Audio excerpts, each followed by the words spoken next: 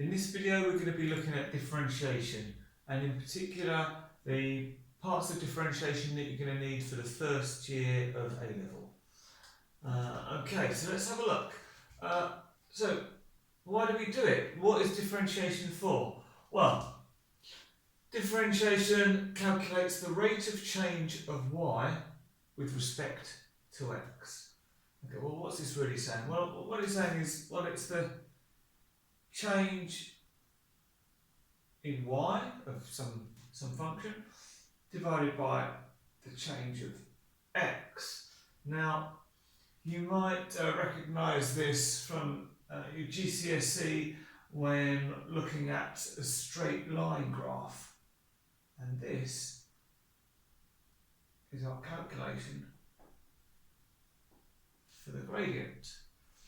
Now, you might say, well, when you were doing GCSE, if we had a graph like this, a straight line, well, I didn't need to use differentiation, because if you want to work out the gradient, you look at the change in the y, the up, and you look at the change in the x going across, and divide one by the other.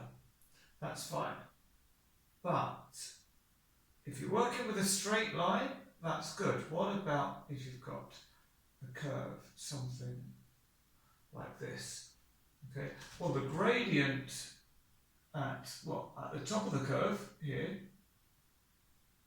this point, is going to be different to the gradient here, where it's sloping down, so you can have a negative gradient, and it's going to be different to this point, where it's sloping up and you've got a positive gradient.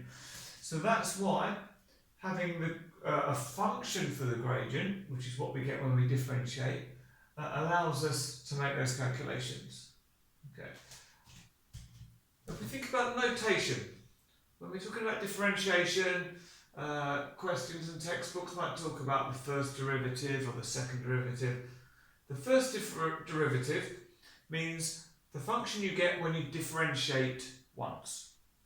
Okay. So we will normally see this written as dy by dx, so differentiating y with respect to x. We can also see it written as function of x dash. The one dash means it's differentiated once.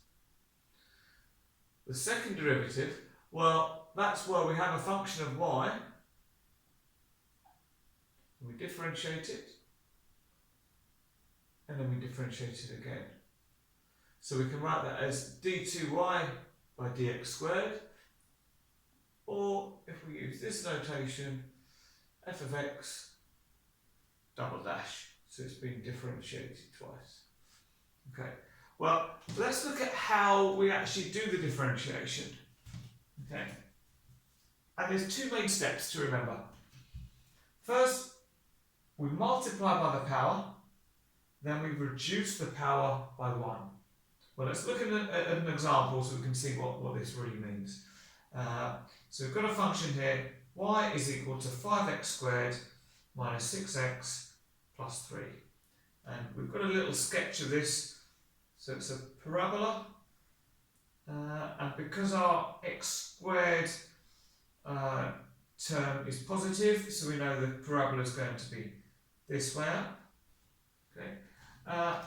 So let's start. Multiply by the power. Well, we do one term at a time when we're differentiating. So 5x squared, well, the power is the 2. So 2 multiplied by 5 gives us 10. Then we reduce the power by 1. 2 minus 1 is 1. So we just end up with 10x. And we move on to the next term. Minus 6x. And multiply by the power. Well, it's the power of x. So here we've got x to the power 1. So 1 times minus 6, well, that's still just minus 6. Reduce the power by 1. So x to the power 1, reduce it, it becomes x to the power 0. Now, if you've watched my indices video, you know that anything to the power 0 is just 1.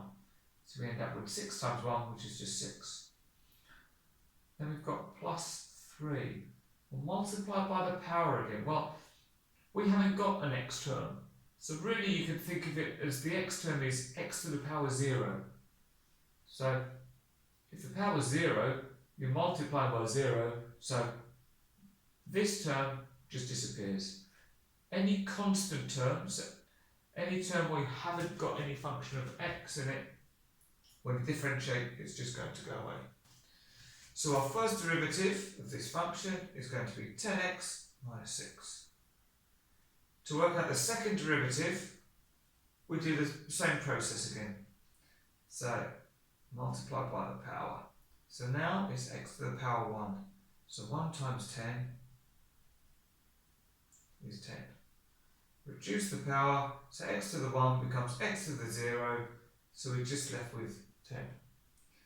And again our minus 6, this is a constant, so this is just going to disappear. So our second derivative is just going to be equal to 10. Now, to show why we're actually doing this, we said before that we're working out the gradient. Okay, and on our graph here, I've just marked 2 points, one where x is equal to 1 and one where x is equal to 2. If we want to know what the gradient is at those 2 points, well, we can substitute a value in for x. And this is going to give us the gradient. So when x is equal to 1, the gradient is going to be, well, 10 times 1 is 10, minus 6 is 4. And if we do something similar for where x is equal to 2, we're going to get 10 times 2 is 20, minus 6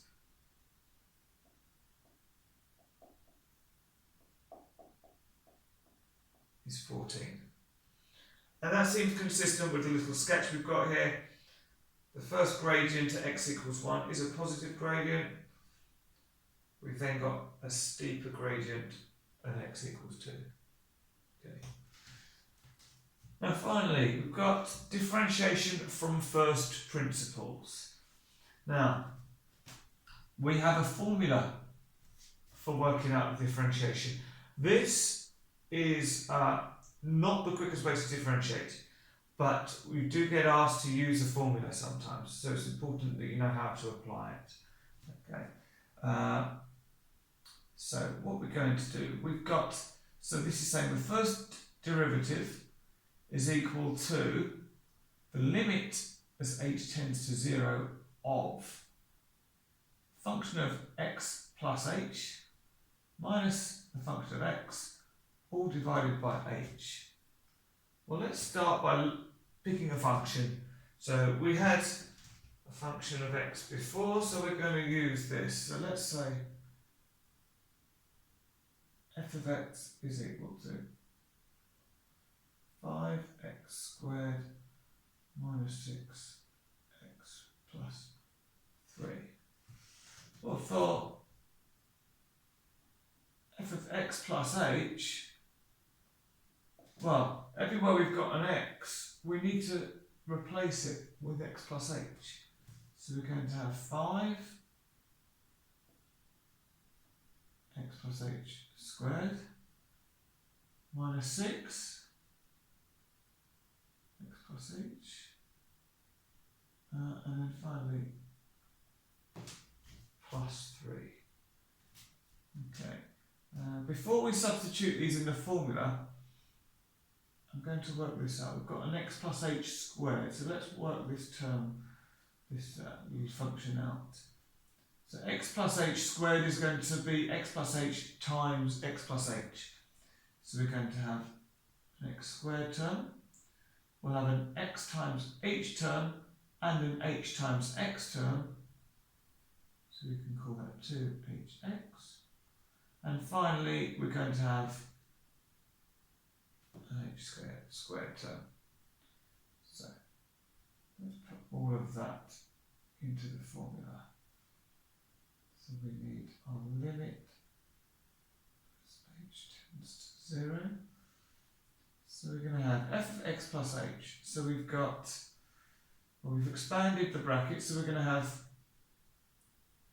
5x squared plus 5 times 2, so 10hx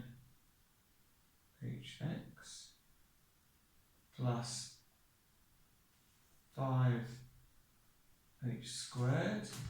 Then we've got minus 6x minus 6h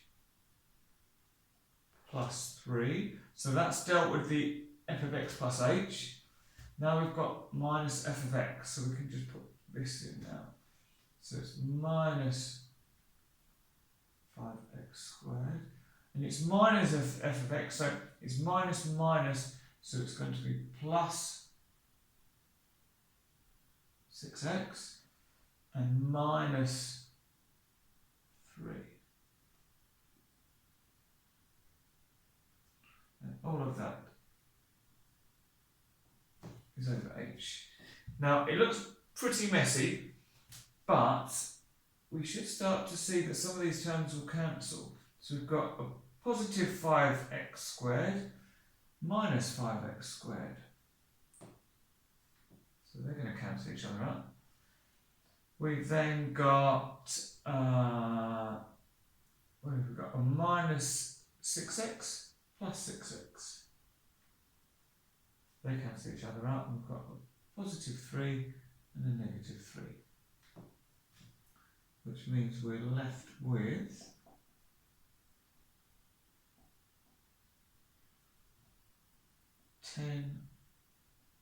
10hx plus 5h squared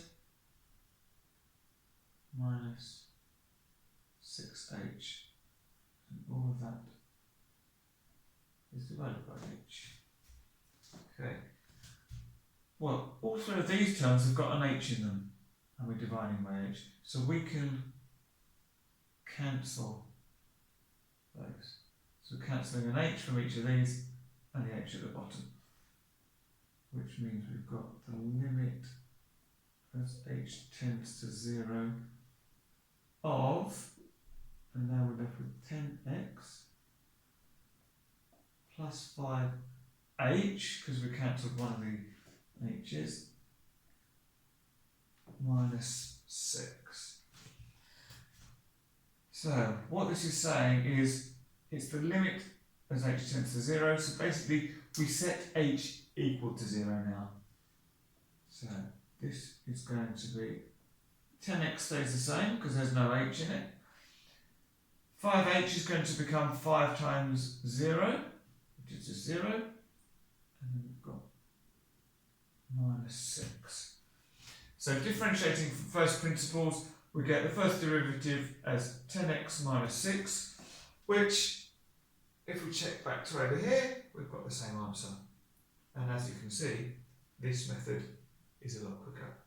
But you do need to know how to do it using the formula as well, which is usually given to you. Thank you.